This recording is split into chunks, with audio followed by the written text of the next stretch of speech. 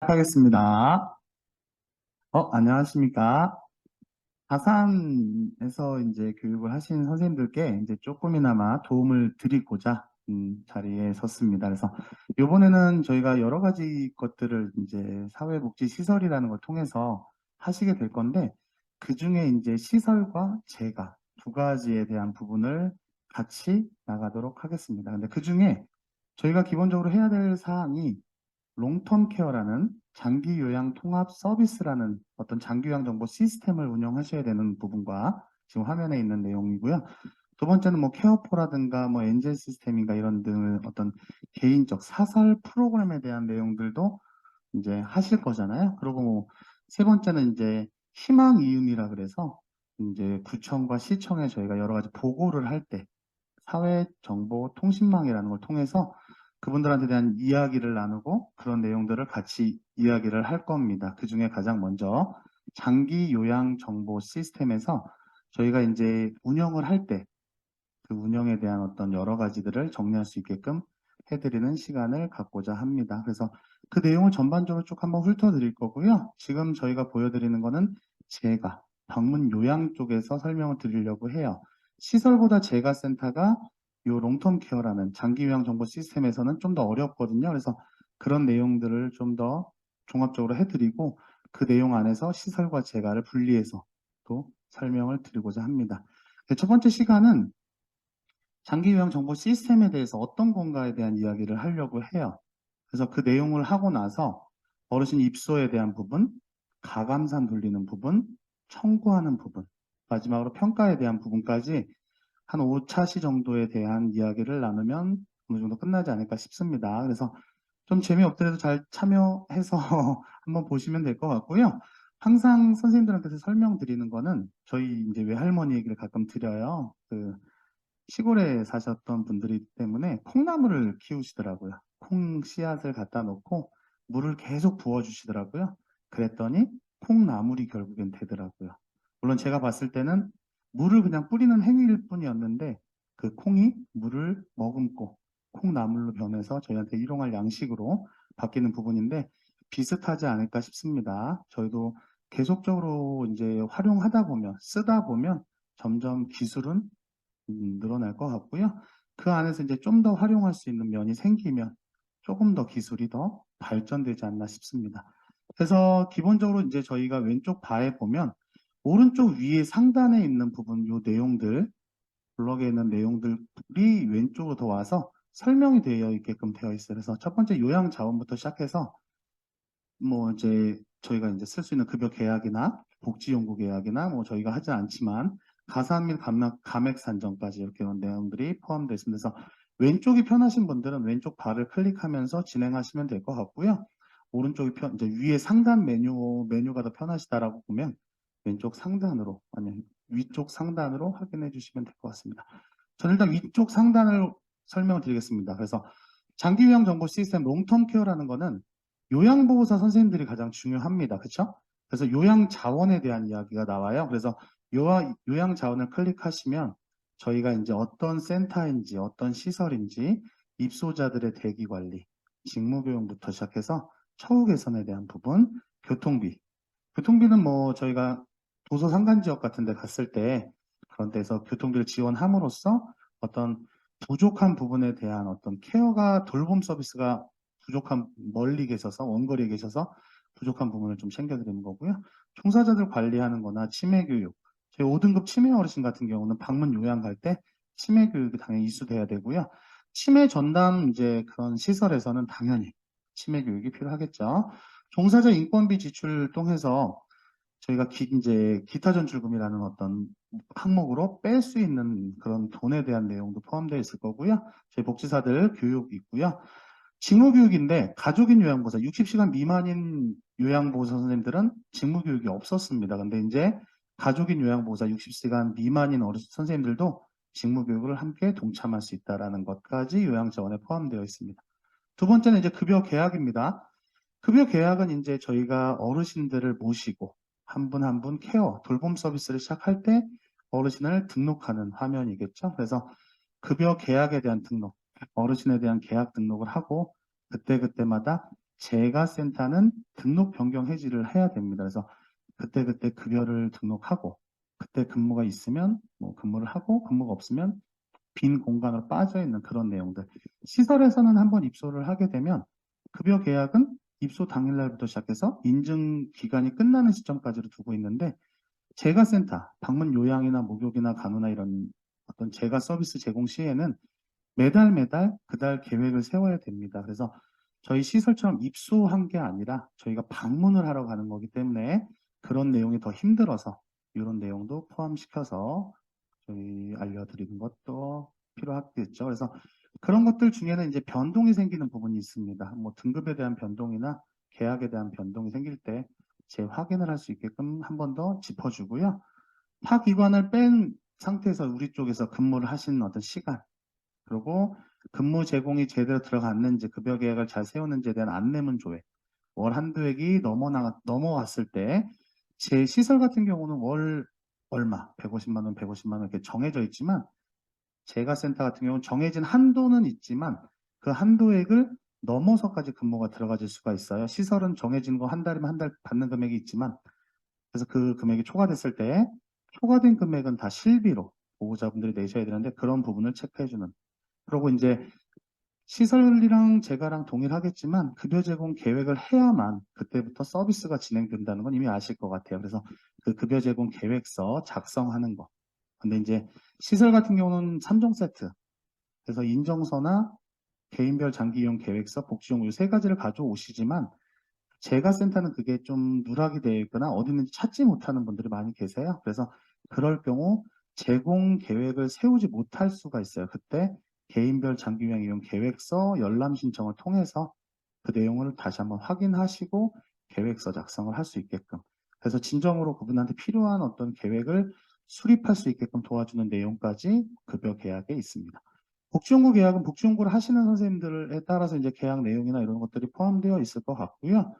가감산 중요하죠. 저희가 이제 시설 같은 경우는 지금 2.3대 1로 바뀌고 있어서 그런 상황에서 내년부터는 무조건이겠죠.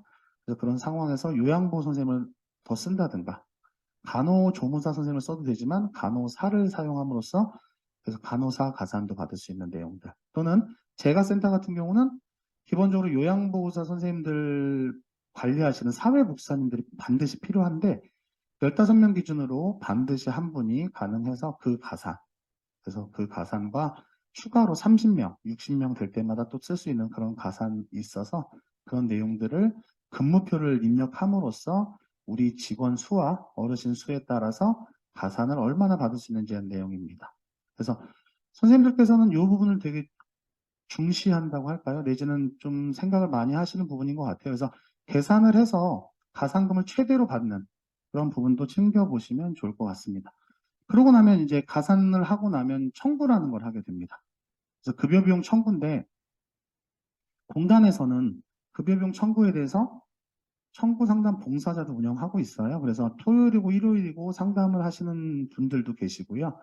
그리고 월요일부터 뭐 금요일까지는 공단에 직접 전화를 하셔서 또 정확한 정보를 확인하시고 청구를 하셔서 환수가 되지 않도록 청구를 하시면 될 것 같습니다. 그래서 청구 또한 그렇게 어렵지 않은 것 같아요. 주황색 불을 쫓아다니시면 되거든요. 그래서 이렇게 이런 색깔이 뜨면 그거에 따라서 다니시면 됩니다. 그래서 급여비용 청구 심사 게시판에는 어떻게 심사를 하는지가 나와 있고요. 급여비용 청구를 눌러서 청구를 시작하실 수 있고, 혹시나 조정을 하거나 청구 방법 신청처럼 처음에 저희가 들어올 때 저희는 이제 급여 비용에 대한 청구를 이렇게 하겠습니다. 그런 내용들이 있고요. 청구 상담 봉사자들 활용하셔서 하시면 되고, 청구에 별 문제가 없었을 때 청구 그림기관 신청이 가능한데 지금은 너무 많은 분들이 청구 그림기관에 포함되어 있어서 더 이상 늘어나지는 않는 것 같고요. 뭐 건강관리 강화 사업도 마찬가지로 하셔서 전반적으로 이제 어떤 복지센터의 개념으로 크게 갈 수 있을 정도가 될 것 같습니다. 장기 근속 장려 근무는 이미 다 아실 겁니다. 그렇죠? 그래서 처우 개선에 대한 부분, 그런 부분을 좀 챙겨주기 위해서 최저임금 받는 어떤 직업군일 수도 있잖아요. 그리고 가장 밑에서 가장 큰 일들을 하시기 때문에 이런 부분을 좀 챙겨드리기 위한 장려금입니다.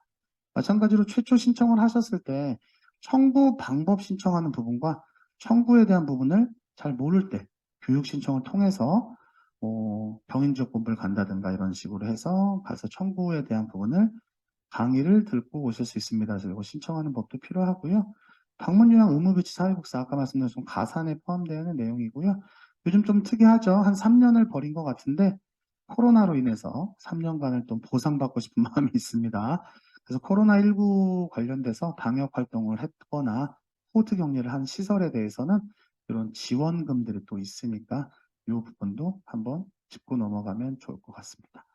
RFID는 이제 시설에는 없는 내용인데 제가센터에서는 방문을 하기 때문에 저희가 어르신 댁에 갔을 때 저희 출근과 퇴근을 전자관리 시스템으로 만들어서 활용하고 있습니다. 그래서 어르신 댁에 태그라는 어떤 카드를 부착해서 어르신들의 정보를 RFID라는 어떤 명칭으로 읽어내는 거죠, 저희가. 그래서 제가 시스템에는 이 RFID가 있습니다. 그래서 이 상태에서 태그나 비콘을 활용하겠죠.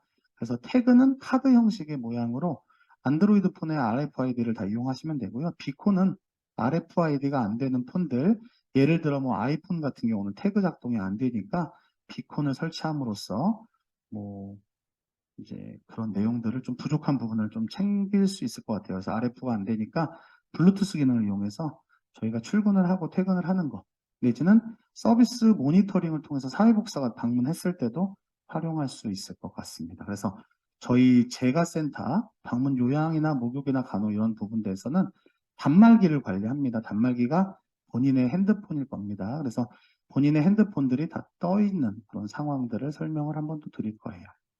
네, 그런 내용. 그 찍고 나면은 전송 내역이 실시간으로 저희 쪽에 반영이 됩니다. 그래서 컴퓨터 상으로 저희가 확인도 가능하고요. 핸드폰으로 시설장님들, 센터장님들은 또 볼 수 있는 상황들. 또 보호자분들은 보호자 앱을 통해서 또 확인할 수 있는 그런 내용들 있으니까 그런 내용들 설명 또 드릴 거고요. 지급 관리나 기관, 지급 관리 같은 경우는 이제 저희가 돈을 지급받았을 때 연말 정산이나 이런 내용들 챙겨 보시면 되고요. 기분 나쁘시겠지만 환수했을 때 그런 내용들까지도 포함이 되어 있으니까 지급 관리는 한번 그냥 보시면 될 것 같습니다. 기관 평가 중요하죠. 지금 시설 평가가 진행 중에 있고요. 올해 안에 끝난다고 들었는데 아마 끝나지는 않은 것 같습니다. 아직은. 그래서 평가를 할 때 저희가 자체 평가를 통해서 내가 필요한 부분이 어떤 부분인가 내지는 내가 부족한 부분이 이 정도니까 여기서 챙겨봐야겠다라는 내용이 포함되어 있고요. 가산 지급 통보는 되게 좋은 거죠. 가산을 받을 수 있는 건데 평가를 잘 받았을 때 A등급이겠죠. 당연히 A등급 중에 상위 10% 20%인 기관들은 가산금, 청구 금액에 따라서 금액을 지급하고 있습니다. 그래서 그런 것들. 수시평가는 기본적으로 평가를 잘 못 받으신 분들에 대해서 계속적인 교육을 통해서 다음번에 평가 때는 어느 정도 수준 이상으로 만들어 드리려고 이 공단에서 하고 있는 내용이고요. 우선평가 신청은 코로나 상황이기 때문에 이제 우선평가를 하거나 뭐 먼저 해보겠다라고 하시는 분들 통해서 했던 겁니다. 평가 예정일 주에는 뭐 아시겠지만 보름 남았을 때 제주 우편이나 엽서나 이런 것들이 오겠죠. 평가일에 대한 그런 내용들을 확인 못했을 때 롱텀표에서 다시 한번 확인하시라는 내용이고 평가 조사표나 평가 결과 통보는 말 그대로 그런 내용들이 포함되어 있고요. 평가 게시판에는 이제 공지사항 같은 것들 확인하시면 좋습니다.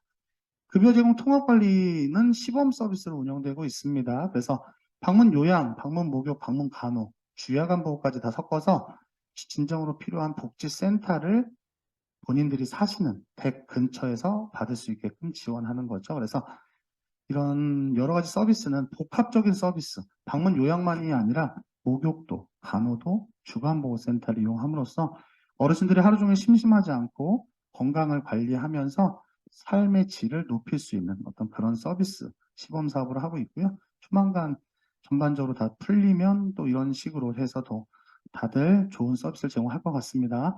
급여 제공 서식은 저희가 사설 프로그램을 아까 쓴다 말씀드렸는데 그런 내용들이 여기다 포함되어 있습니다. 그래서 굳이 우리가 어떤 문서를 만들거나 할 필요 없이 직접 문서를 제공해주고 있죠. 그래서 그런 내용들을 롱텀 케어라는 사이트 안에 저장을 해놓음으로써 사설 프로그램 쓰는 것 못지않게 활용을 하셔도 괜찮을 것 같습니다. 그래서 종이로 출력하는 부분도 물론 있겠지만 롱텀케어라는 사이트 안에 그걸 심어 놓음으로써 나중에 평가를 받는 때든가 아니면 뭐 필요시 꺼내서 볼 수 있게끔 도와드리는 내용입니다. 기타 서비스에는 뭐 여러 가지가 있겠죠. 이동 지원 사업부터 시작해서 뭐 방역 지원, 마스크 수요 조사부터 시작해서 여러 가지 저희가 이쪽 일을 하면서 필요한 내용들을 하나하나 다 담아놨습니다. 그래서 이런 내용들로 인해서 롱텀 케어는 반드시 사용할 줄 아셔야 될 것 같고요.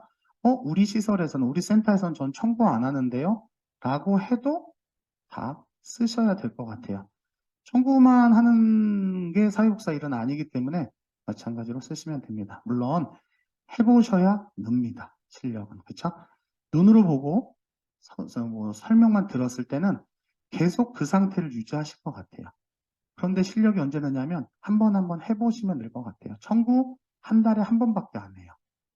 그렇기 때문에 한 번 했다고 실력이 늘지는 않으실 것 같습니다. 그래서 몇 번 청구해 보시면 청구가 이런 거구나라고 쉽게 이해하실 수 있으실 것 같아요. 그래서 이번 시간에는 요양자원 급여 계약 이 두 가지 파트로 설명을 드리기로 하겠습니다. 그 중에 이제 저희가 가장 먼저 써야 될 부분은 급여 계약이에요. 저희가 상담을 했습니다. 그래서 저희 어르신이 저희 시설로 입소를 하시겠대요. 내지는 저희 재가센터를 통해서 방문 요양, 방문 목욕, 방문 간호 등등 서비스를 받아보고 싶다고 하십니다. 그러면 그분들한테 기초 상담이라는 걸 할 거예요. 초기 상담 기록지를 통해서 첫 상담을 할 겁니다. 그래서 그런 내용들을 상담을 통해서 이제 저희가 우리 어르신으로 거듭날 수 있게끔 계약서를 작성할 겁니다. 그래서 급여계약 게시판은 기본적으로 제공하는 공지사항과 자료실 내용을 포함하고 있어요. 그래서 필요할 때 클릭하시면 이 안에서 급여 제공에 대한 정산 뭐 어떻게 한다든가 내지는 뭐 서비스가 어떻거나 이런 내용들을 알려줍니다. 공지사항으로. 그리고 자료실에 들어가시면 급여 계약에 대한 어떤 계획서에 대한 이런 어떤 내용들을 통해서 답인도 어떤 질의응답부터 시작해서 궁금한 거를 이야기해 주죠. 근데 그닥 내용이 별로 없죠. 그래서 이제 저희는 두 번째 파트인 급여 계약 등록을 하겠습니다. 그래서 어르신이 오셨어요. 저희 시설에. 그러면 장기 요양 대상자라고 합니다. 저희는 장기 요양 요원이고 어르신은 대상자라고 표현하고 어르신이라고 표현도 합니다. 그래서 기본적인 이름 넣어드리는 거야 뭐 기본이실 것 같고요. 생년월일, 장기요양 인정번호, 인정 등급이 몇 등급인지 그리고 유효기간까지 하고 입력 버튼을 클릭하셔야만 그분의 정보가 맞을 때 급여 종류 쪽으로 넘어갑니다. 물론 인정 유효기간 이게 틀릴 수도 있고요. 다른 게 틀렸을 때는 확인을 꼭 하셔야 됩니다.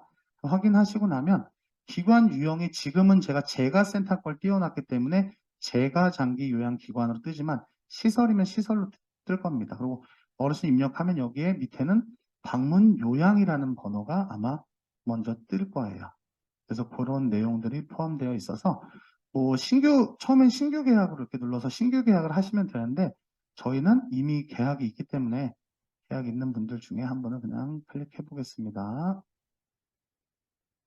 이런 식으로 떠요. 그래서 어떤 강땡 내 어르신이 생년월일이 어떻게 되고 인증번호가 어떻게 되며 몇 등급이시고 인증 유효기간이 언제까지인지가 뜹니다. 그리고 저희는 시설이 아니고 지금 제가 걸 보고 있으니까 제가 장기 요양기관이라고 뜰 겁니다. 급여 종류를 선택할 수 있습니다. 제가 급여에는 아까 말씀드렸던 통합 관리 시스템을 통해서 이제 가정 방문용 중에 통합으로 시범적으로 했습니다. 저희는 그걸 하다가 그만두게 됐습니다. 그래서 그건 뺐고요. 방문 간호, 방문 요양, 방문 목욕. 그래서 쓰여지겠죠. 그래서 요양을 클릭한다 치면 요양에 대한 부분을 저희 하실 거고요. 이분은 4등급 어르신이니까 적용 등급도 4등급으로. 보호자 내용들 다 입력하시면 됩니다. 빨간색 박스 쫓아다니시면 돼요. 그래서 그닥 어렵지는 않을 것 같고요. 이름 작성하시고 나서 가족인지 확인하시고 핸드폰 번호 적으시고 계약 일자는 오늘 초기 계약이면 오늘 계약 날짜 쓰시면 될 것 같아요.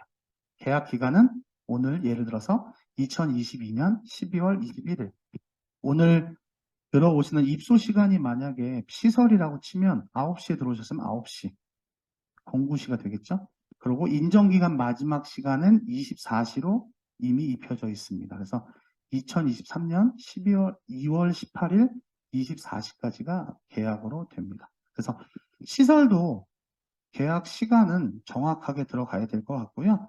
재가센터도 마찬가지 0000으로 해서 그날부터 그냥 근무를 넣지만 그날 뭐 예를 들어서 10시면 10시에 넣으셔도 될 것 같아요. 근데 시설은 계약 시간이 중요한 게 12시 이전이냐 이후냐에 따라서 급여가 틀려집니다. 그래서 전체 숙가, 그러니까 하루 숙가를 저희는 보통 완숙가라 그러고 그거의 반을 반숙가라는 표현을 쓰는데 12시 저희 같은 경우 12시 전에 이전에 들어오셨으면 하루 종일 전체 숙가를 청구할 거고요. 12시 1분, 12시 2분에서 12시가 넘었을 때는 반만 청구하게 됩니다. 그럼 본인 부담금도 당연히 20%, 12%, 8%, 0%인데 그것도 그 반숙가에 대해서 청구가 되겠죠. 그렇게 하시면 될 것 같고요. 퇴소 날짜는 보통 24시로 하는데 계약 기간은 중간에 퇴소하면 퇴소 시간으로 여기도 바뀝니다.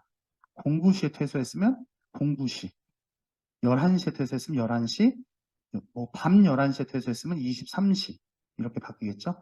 이것도 바뀌는 이유가 청구했을 때 금액에 대한 어떤 문제입니다. 퇴소할 때는 반대예요. 12시 이전에 퇴소를 하시면 전체 수가, 12시 1분, 2분 했을 때는 반만 내시면 될 것 같아요. 이해가 되실까요? 그래서 기본적으로 입소할 때는 12시 이전에 들어왔으면 하루 왼종일 계셨다 보는 거고요. 퇴소할 때도 퇴소할 때는 12시 넘었으면 아니 입소하실 때 12시 넘어서 오셨으면 오전에는 안 계셨으니까 반수가. 퇴소는 반대겠죠. 오전에 나가시면 반수가만 내시면 되고 12시 1분, 2분 이때 나가셨으면 하루 종일 계신 걸로 판단이 돼서 전체 수가를 하시면 됩니다. 기본적으로 빨간색 별표는 무조건 다 입력하셔야 돼요. 그래서 자택전화번호 같은 경우는 빠져 있는 거고요. 그래서 등록을 하시면 이렇게 밑에처럼 김땡선 계약자님께서 보호자님이시고 강땡네 어르신은 수급자 어르신이세요. 그래서 이런 내용들이 포함되어 있습니다. 그래서 개인정보 때문에 이렇게 말씀드리는 건 좀 죄송하고요. 그러고 나면 밑에 입소 이용 의뢰서 통보 내역이라는 게 있습니다. 이건 왜 이러냐면 기본적으로 일반 어르신들은 이 입소 이용 의뢰서를 제공할 필요가 없습니다. 일반인들은. 근데 기초생활수급권자 같은 경우는 정부에서 지원을 해주죠. 국민건강보험공단에서 지원을 해주기 때문에 기초생활수급자 또는 보훈 대상자라 그래서 저희 나라를 위해서 좀 힘들게 일하셨던 분들, 그런 분들은 기본적으로 이제 나라에서 반 정도 지원을 해드리고 있어요. 그래서 그런 내용들로 인해서 저희가 구청 내지는 시청에 보고를 하고 기초생활수급자들이 저희 시설과 저희 센터에 오시니까 지원을 해달라고 하는 내용입니다. 그래서 뭐 어렵지는 않고요. 입소 이용 의뢰 신청서라는 거 작성하시고 그 안에 시설은 이 어르신의 인증서 같이 보내주시면 되고요. 재가센터는 한 달에 이용할 수 있는 한도 뭐 24번 가고 금액이 얼마다 그럼 그 한도를 정해놓고 우리 어르신 이렇게 모실 겁니다 라고 하는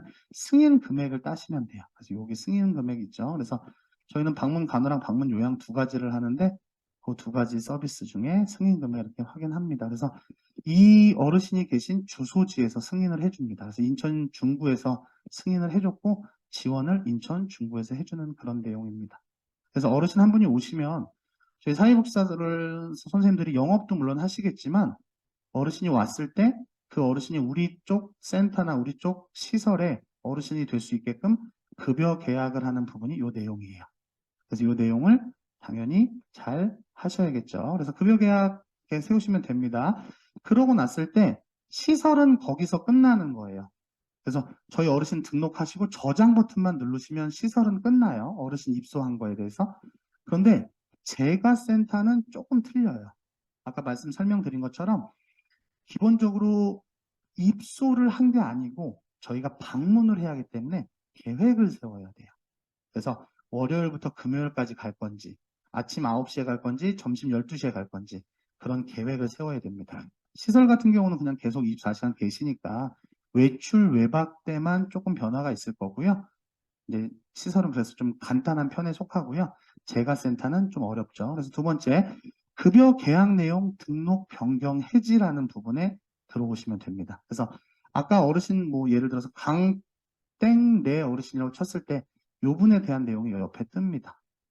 그래서 그 저희 탁상 달력 같은 것들을 생각하시면 될 것 같아요. 어르신 계약을 하면 옆에 탁상 달력 이렇게 뜹니다.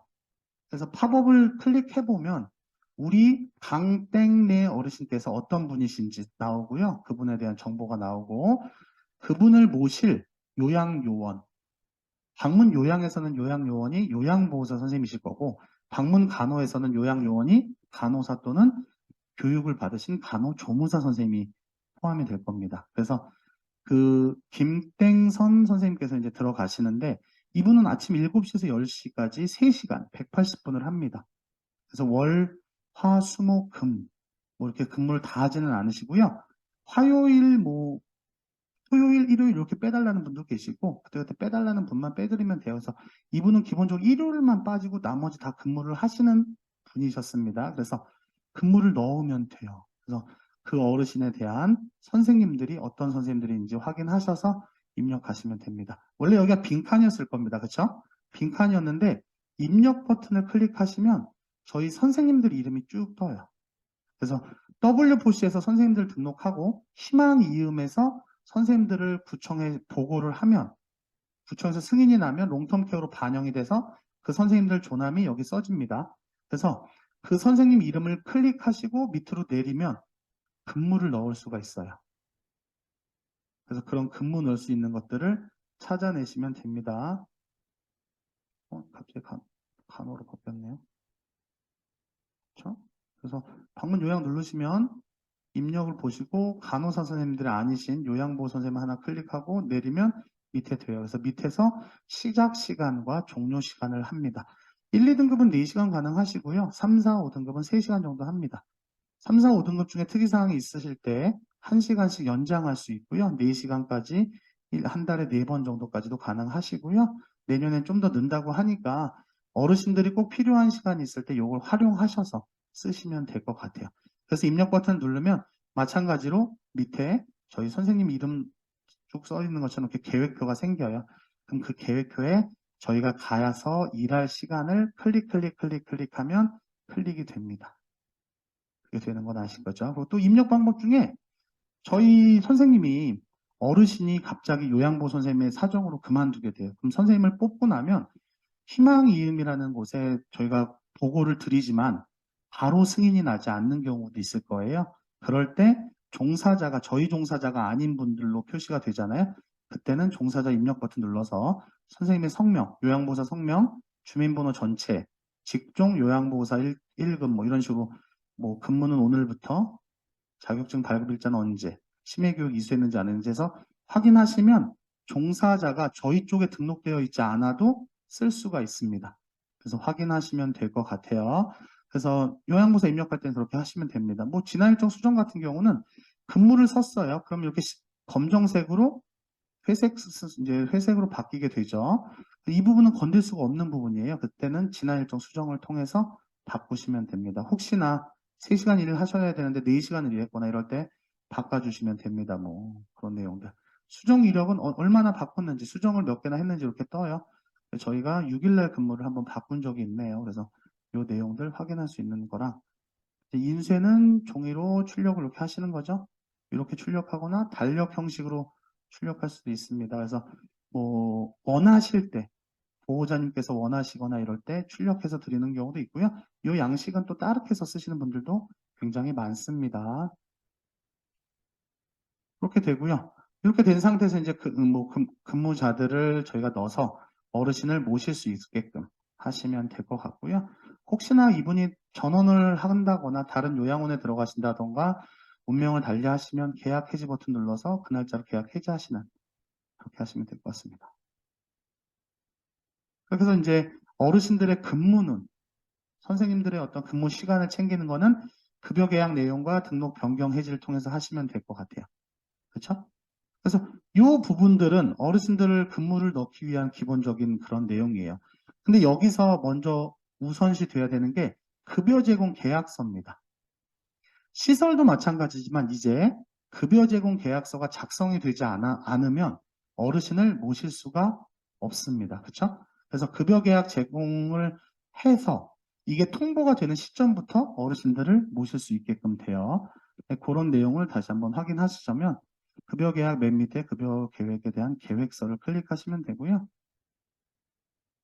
어르신들을 이제 저희가 모시겠죠. 그럼 그 어르신들에 대한 이름이 이렇게 뜹니다. 그래서 그 어르신을 하실 때는 등록이 아마 돼 있을 거예요. 그래서 관리 번호랑 생년월일 그리고 성함 그리고 급여 종류가 어떤 건지 될 거예요. 그래서 클릭하시고 나면 급여 제공 계획서 등록이라는 버튼을 클릭하셔서 이 어르신에 대한 급여 계획을 세우시면 돼요. 가장 먼저 하실 거는 시작일과 종료일 1년치 보통 합니다. 근데 뭐 적용 기간을 1년으로 안 하시는 분들 계시고 뭐 9개월, 12개월 원하는 대로 그걸 좀 하시면 될 것 같고요. 그거는 이제 센터의 어떤 상황이나 이런 상황에 또 틀리겠죠. 시설에서는 보통 1년을 하는 것 같고요. 제가 센터에서는 뭐 상황에 따라서 그 기간들이 좀 변할 수 있고요. 마지막 종료일자가 1년이 안 남았을 때는 당연히 1년 미만으로 하시면 되고요. 작성 뭐 사료 뭐 작성에 대한 사유도 마찬가지 여러 가지가 있습니다. 그래서 요즘에는 개인별 장기 이용 계획서 변경이 많아요. 왜냐하면 코로나 상황이어갖고 6개월 자동 연장을 해주시거나 뭐 이런 경우가 있습니다. 그래서 이런 내용들 체크해서 보시면 될 것 같아요. 그래서 급여 제공 계획서를 무조건 등록해 하셔야 된다는 거. 그래서 한 걸 보면 이렇게 돼서 어르신들이 어떤 상황에서 저희한테 어떤 서비스를 받는지에 대한 내용이에요. 그런 내용들을 표시할 때 개인별 장기 이용 계획서 조회가 가능합니다. 이거는 무조건 다 되는 건 아니고요. 제가 신청을 해야 되고요. 저희가 쓸 수 있는 거는 볼 수만 있는 거예요. 어떤 계획이 생겼는지. 그래서 어떤 때 보냐면 뒤에 이 번호, 이용 계획서 번호는 9번째로 갱신을 하신 번호예요. 처음엔 100이라는 숫자가 부여되고 100, 101, 102, 103, 104 이렇게 올라갑니다. 또한 뒤에 001은 개인별 장기 이용 계획서가 변경이 되었을 때마다 바뀌어요. 처음엔 001인데 뭐 예를 들어서 재가였다 시설로 바뀌면 개인별 장기 요양 이용 계획서 바뀌는 거잖아요. 그러면 002로 바뀌어요. 또 뭔가 바뀌었겠죠. 예를 들어서 코로나 때문에 6개월 자동 연장됐어요. 그럼 002에서 003으로 또 바뀝니다. 그래서 이 번호는 잘 확인하셔서 클릭하셔야만 등록이 될 수 있다는 거. 그래서 그거 클릭해 보시면 개인별 장기 이용 계획서가 이렇게 떠요. 대신 좀 특이한 건 재가와 시설이라는 이 부분에 본인 부담금의 요율이 표시가 안 됐죠. 시설 20%, 재가 15% 이런 게 표시가 안 돼 있습니다. 그래서 이거는 진정으로 개인별 장기 이용 계획서는 아니고요. 여기 보시는 것처럼 미리 보기로만 가능한 거예요. 그래서 어르신들을 조사관님들이 보셨을 건데 이런 내용들을 보통 하는 거죠. 그래서 이 내용을 바탕으로 저희가 첨가할 건 첨가하고 뺄 건 빼야 됩니다. 대신 첨가할 때와 뺄 때는 어떤 사유로 어떤 판단 근거로 빼야 되는지 당연히 작성을 해두시는 게 가장 좋을 것 같습니다. 그래서 이제 이런 식으로 어떤 개인별 장기이용 계획서를 작성하시고 나면 바로 급여 계약을 통해서 급여 변경 해지 통해서 어르신들의 그달그달의 이제 어떤 근무를 입력할 수 있는 거겠죠. 그래서 제가 센터는 이렇게 근무 입력하지만 시설은 한 분당 요 달력이 없습니다. 달력이 없고 한 달치가 당연히 되어 있고요. 그 안에 입소한 날, 퇴소한 날, 외출 간 날, 외박 간 날, 이런 날들이 다 포함되어 있을 겁니다. 그래서 그렇게 확인하시면 되고요. 확인 사항에는 뭐 이건 제가 센터지만 시설에도 마찬가지로 이제 뭐가 자격이 변하는 경우가 있어요. 일반이었다가 감경으로 바뀐다든가, 그렇죠?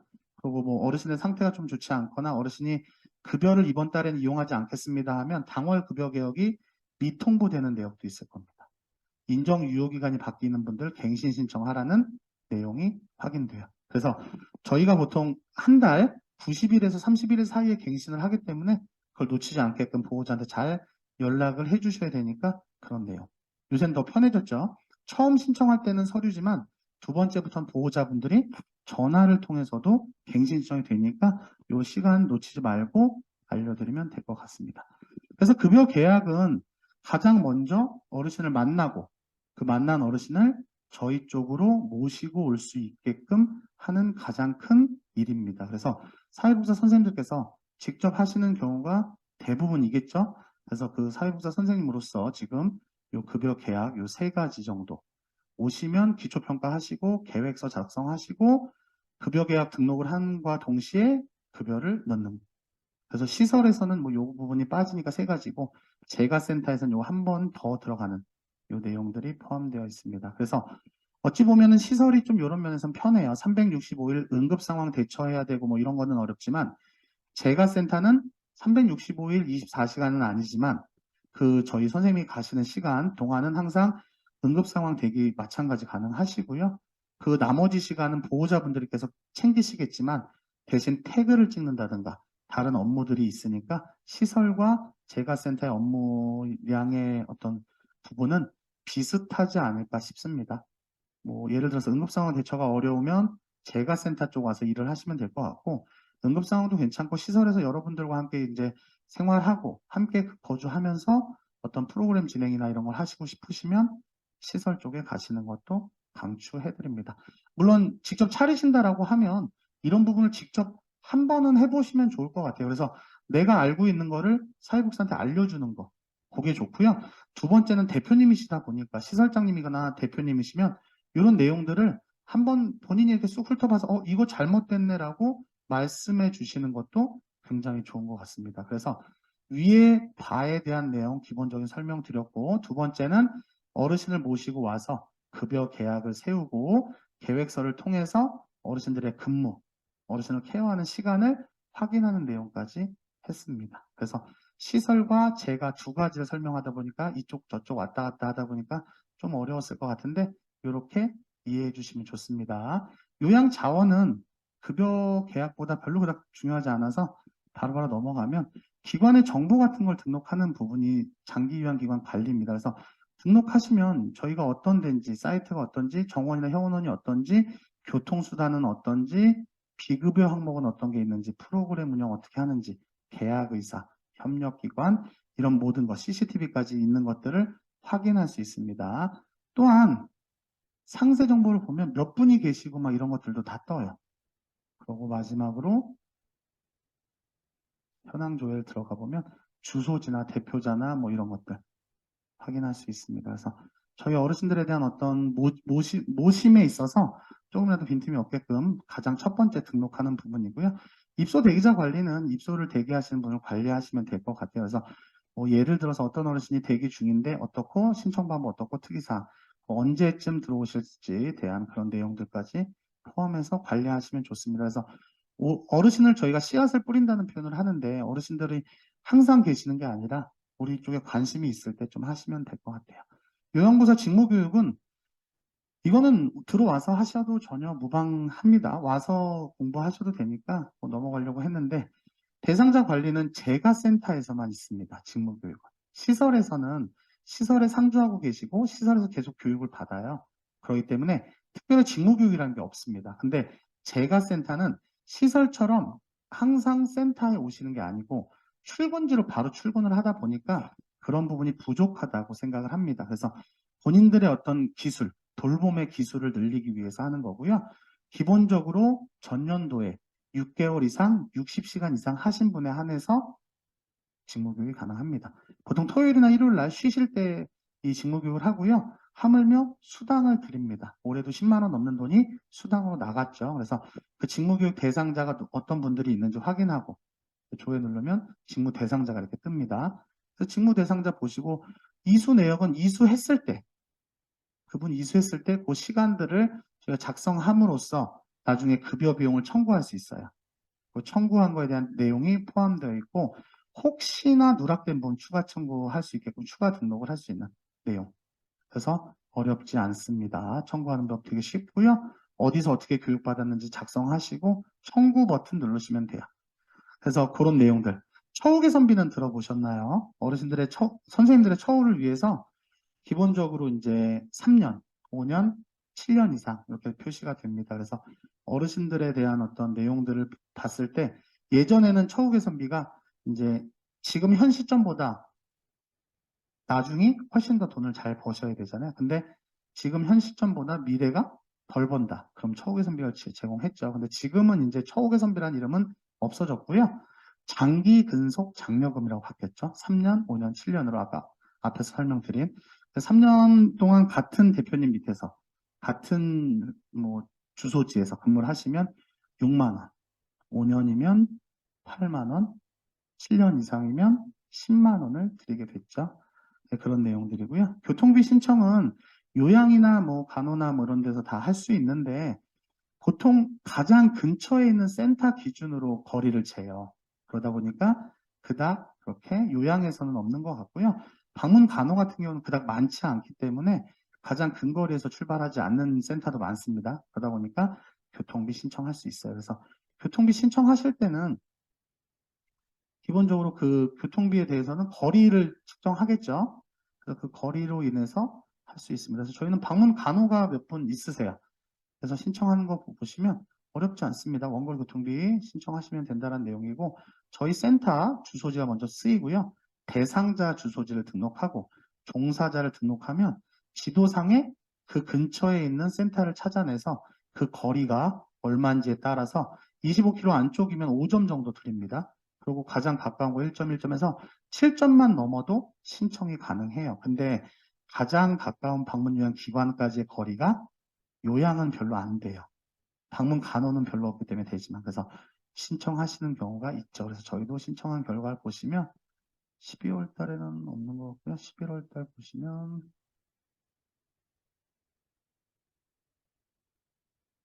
이렇게 신청이 됩니다. 그래서 적용이라고 표시가 되는 분들은 지금 원거리 교통비를 드리는 분이고요. 중단은 아마 조땡자 어르신 같은 경우는 주소지가 이전이 됐고요. 그래서 주소지 이전 때문에 중단을 했다가 다시 신청해서 다시 적용을 받고 있습니다. 그래서 영흥도나 저쪽 멀리 들어가 계신 분들은 이 원거리 교통비를 신청받을 수 있습니다. 왜냐하면 저희 선생님이 차량을 이용해서 원거리까지 가셔야 되기 때문에 그런 내용들 교통비 신청을 확인하실 수 있고요.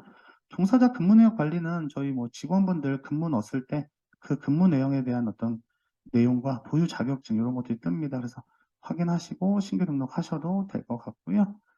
그래서 이제 가장 또 중요한 거는 치매 전문 교육입니다. 요양원을 치매 전담으로 바꾸시는 경우도 있고요. 재가센터는 5등급 어르신은 무조건 치매 교육을 받으셔서 치매 인지 활동형을 하셔야 됩니다. 그래서 그런 내용들이 포함되어 있어요. 그래서 저희 선생님들 중에 이렇게 이수자들은 수료했던 내용들을 이렇게 띄워줍니다. 그래서 이 분들은 하실 수 있고요. 3월에서 11월 사이에 보통 하니까 그때 평가를 한번 신청을 하셔서 치매 교육 받아보시는 것도 좋습니다. 20문제 60점 이상 맞으시면 되고 한 달 동안에 받아야 되는 교육이 있고요. 지금은 뭐 온라인으로 교육하고 있으니까 3일 정도 교육 꾸준히 받으시면 시험 볼 때 문제 없으실 것 같아요. 그래서 시설에서는 치매 전담형으로 바뀌었을 때 필요한 내용이고요. 치매 전담형일 때는 미리 가능하게 하실 수 있으니까 하시면 됩니다. 재가센터에서는 3월에서 11월경에 보통 많이 하고요. 그러고 나서 이제 치매 교육을 받으시면 5등급 어르신들 오실 수 있으니까 확인하시면 될 것 같습니다.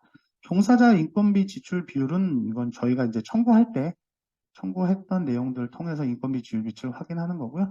신고 내역 조회를 하면 10월 달에 뭐 몇 분이 계셔서 어떻게 됐는지 이런 내용들이 다 포함되어 있어요. 그래서 사회복지사 요양보사들 뭐 세금이나 이런 것까지 해서 다 확인해서 인건비 지율은 대표님들이 보통 보십니다. 그래서 기타 전충금을 빼기 위한 어떤 수단이기 때문에 반드시 하시면 돼요. 사회복지사 교육도 저희 교육이죠. 그래서 요양보 선생님들만 교육이 있는 게 아니라 요양요원이기 때문에 저희도 교육을 받을 수 있습니다. 그래서 교육이 이렇게 있었는데 받으실 수 있었던 분들은 다 받으셨겠죠. 그래서 그런 내용들 받으신 거 확인하시면 됩니다. 기간도 있고요. 접수 종료일도 있어서 그런 내용들 확인하시면 되고 여기서 신청도 하시면 됩니다. 가족인 요양보사 직무교육은 위에서 말씀드린 것처럼 60시간씩 6개월 이상 교육하신, 그러니까 그 일을 하신 분들에 한해서 직무교육을 통해서 연태까지 갖고 계신 초심을 잃어버렸을 때 초심을 찾아드리고 내지는 어떤 기술, 스킬들이 좀 있을 때는 그걸 알려드려서 허리도 덜 다치시고 내지는 어르신들한테 더 좋은 방향으로 할 수 있게끔 하는데 이제는 가족인 요양보호사도 필요하다고 느껴지는 겁니다. 그래서 가족인 요양보호사가 가족을 모시는데 직무교육을 받을 수 있는 여건은 안 되잖아요. 그래서 그런 부분을 수료했을 때 옆에 수료로 뜹니다. 그래서 이것도 유튜브 상황으로 해서 교육을 시켜드렸습니다. 그래서 그런 내용들까지 있습니다. 그래서 기본적인 요양자원, 급여 계약을 통해서 하고 그 급여 계약을 통해서 저희 어르신이 되고 저희 직원이 됐을 때 요양자원을 어떻게 활용하는지. 그래서 이런 가족인 요양보호사 직무교육 이런 것들은 시설에서 롱텀케어로 로그인했을 때 이런 건 없습니다. 그렇죠? 그래서 더 간단하고 더 심플해요. 더 간단합니다. 그렇기 때문에 재가센터로 열어서 확인해 드렸습니다. 그래서 재가에서는 하는 일이고 시설에선 하지 않는 일입니다. 그래서 재가랑 시설, 시설이 일이 훨씬 없네, 그건 아니에요. 서류상으로나 뭐 이런 거나 보면 시설이 훨씬 더 일이 많을 건데 여기에 나오는 이런 부분은 조금 떨어진다고 보면 됩니다. 그래서 여기까지 해서 일단 첫 차시 급여 계약, 어르신들을 모시고 와서 급여 계약을 하고 저희 요양보호 선생님들, 장기 요양 요원에 대한 급여 계약. 그래서 그분들도 저희 직원으로 만들어내는 거. 그래서 그 직원이 만들어지면 그 직원들을 공부시키고 교육시키고 조건을 만들어내는 부분을 요양 자원에서 활용할 수 있다는 내용입니다. 그래서 뭐 5개 차시까지 갈 경우는 아닌 것 같은데요. 너무 좀 길게 설명을 드려서 죄송한데 여기까지 해서 일단 1차시 요양 자원 급여 계약 이 2가지 끝내보도록 하겠습니다. 언제든지 현장에서는 많은 분들의 도움을 받을 겁니다. 또한 잘 모를 때는 주변 사람들을 이용해서 물어보시면 됩니다. 자기 사수가, 자기 선배가 잘 가르쳐주지 않는다고 화내실 필요 없습니다. 그분이 아마 그걸 너무 어렵게 배우셨을 거예요. 그래서 남들한테 쉽게 가르쳐주는 게 어려울 수 있습니다. 그러면 다른 쪽으로 도움을 받아보시면 좋을 것 같아요. 요새는 도움 주는 곳이 정말 많습니다. 항상 현장에서 무리 없이 일하실 수 있게끔 최선의 노력을 다 하실 수 있게끔 옆에서 도와드리도록 하겠습니다. 수고 많이 하셨고요. 다음 시간에 가감산부터 시작해서 청구까지 또 진행해 보도록 하겠습니다. 고생하셨습니다.